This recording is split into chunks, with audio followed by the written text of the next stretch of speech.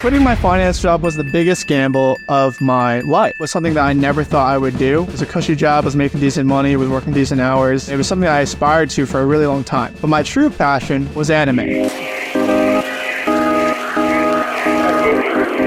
The biggest gamble of my life was quitting this cushy life that I had dreamed up for myself from a younger age to pursue my real dream, which was creating manga and webtoons. And so today I want to talk about a few things that I made sure to check before I made the massive decision to quit my finance and tech job to pursue something that was a dream. And this video is not specifically for anyone who is just going to manga or webtoons. I think this is a useful video for any creative who is looking to quit a low-risk job and go to a very high-risk entrepreneurial journey. And the reason I say high risk is because for me, creating manga and webtoons in the United States is not really a conventional career path. There's not a lot of people supporting themselves doing that full time. It's a growing industry, for the most part, super high risk because there's only a handful of us actually doing it out here. Before I get into the list, some background on me. I'm Brandon Chen. I'm a professional in the manga webtoon space. I run a studio that primarily serializes shonen type series. Yeah, this entire podcast is about the educational side of the manga industry. Without further ado, let's get right into the video. Number one, the first thing I made sure to check before I jumped ship from my finance job was to check with my parents. My parents really gave me everything. They were very there for me. They helped me get through college, raised me in a pretty good way through high school. You know, they're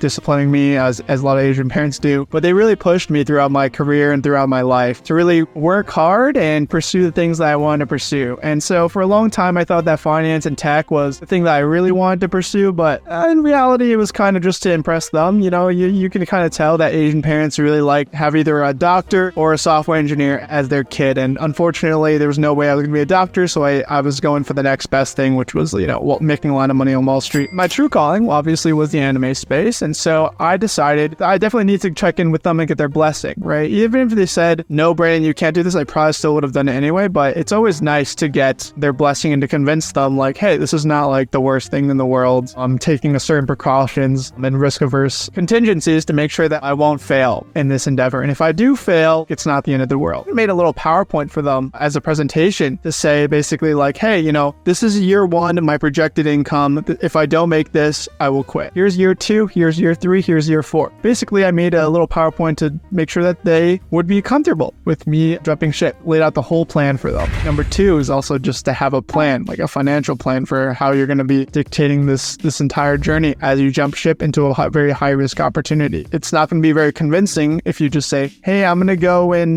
make manga and webtoons. I have no plan. I don't know if I'm going to make any money, but I'm going to quit my high paying job. That will scare them. Make sure to have a plan. Families are really important. It's really nice to have them on your side. So I'd say that's a really key thing before you decide to jump ship. Number two is I checked my finances. I think a lot of people, obviously, finances, super stressful thing when you're deciding to do a very high risk opportunity. It's probably the thing that stresses people out the most is whether or not they're going to be able to survive and make money off of the thing that they want to do. And so I made sure I had a decent amount of runway before I quit my job. Made it sure so that even if I made $0 from the manga and webtoon space, I could still survive for a couple months. I was lucky I made a decent amount of money in the finance thing. I saved a ton of money because I was living at home. I worked through college, all that kind of stuff. So I'd saved up a decent amount of money so that I could take this bigger risk and made sure that I had a conservative amount of savings in case I failed. Number three, before I made sure to jump ship, I made sure that I was already making money in the thing that I was jumping into. A thing that I see some people do from an entrepreneurial perspective is they quit their job to do something that they don't know is going to work, which is extremely high risk. I'm not saying you shouldn't do this, but I'm saying I would get some gray hairs if I did that. Because if you don't know if there's an opportunity where you can actually make money from this, then who knows if you're going to make money 1 year, 2 year, 3 years down the road. Before I made my first dollar in the manga and webtoon space, I had been writing for, I want to say 5 or so years. It took me a long time to be able to make money off of the manga and webtoon space. If I just jumped ship the first opportunity to go straight into manga and webtoons, I might have given up a lot earlier. Making sure that you're making some money from the manga and webtoon space and then have the opportunity to scale it makes a lot of sense to me and will result in a lot less gray hairs from your perspective, trust me. Because I would even say I was losing money on the manga and webtoon space because I was paying artists and stuff and not making any money off of it for a super long time. By the time time I quit my full-time job, I was making the same amount of money doing manga and webtoon stuff like part-time. So I was pretty conservative in my jump because I had already set up like kind of a monetization strategy. Number 4, I live my life through fear and through passion. So I think one of the key things that I am afraid of is going back to my finance job. Compared to what I do now, which is make videos and write manga and webtoons, my life is pretty sweet right now. Would I want to go back to making spreadsheets and coding and dealing with people who are really annoying sometimes, stakeholders and stuff? Like, not so often, right? I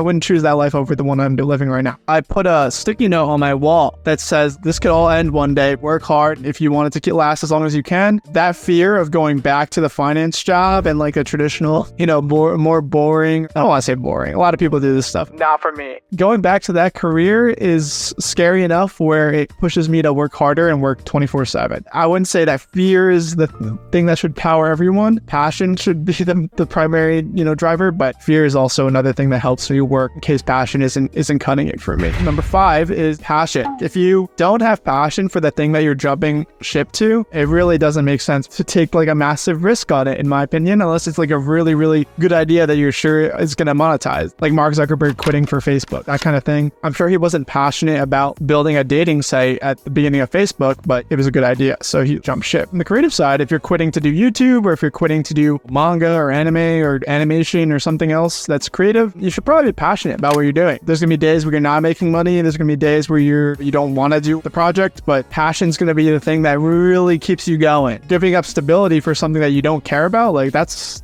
crazy to me. I do want to say that I'm very privileged to be in the position that I am. Like, I have to acknowledge that. Went to college, got a decent job out of college, live in New York, all that kind of stuff. So I do want to acknowledge that I do have a certain level of privilege, but I do want to say that regardless of your background, regardless if you had my background, someone better background, or worse off background, I do think with the right work ethic and the stars aligning, if you did want to do what I do, which is write for manga and webtoon, it's definitely possible for anyone in any position. It takes a certain amount of work ethic and persistence over many years. Say that if you're trying to follow my path or trying to follow in a similar path and maybe a different direction, it's all possible regardless of your background. Hopefully this was an interesting video. I think it was kind of more broad in general, but I do want to say also there aren't a lot of mangaka or shonen storytellers in the West. So if you're in the Western hemisphere, there's going to be a massive demand over the next decade or so. It's a growing industry, and I think a lot of people think it's not like a real job, but here I am to tell you that it totally is. I'm out here doing it, and it's fantastic, and it's hard, but I'm here to give inspiration. If there's any aspiring mangaka out there who are thinking about making the jump, don't just jump without looking. Make sure that you have a plan, but also it's possible if you wanted to work towards this eventually. That's basically what I'm trying to say. Thank you guys so much for watching. This is a different kind of video. Let me know if you're interested in this kind of more serious, career-oriented video. Once again, thank you guys so much for watching. If you want to read any of my shonen serializations, make sure to check the links in my description. All my socials are there. All my projects are there. Thank you guys so much for watching. Subscribe. Peace.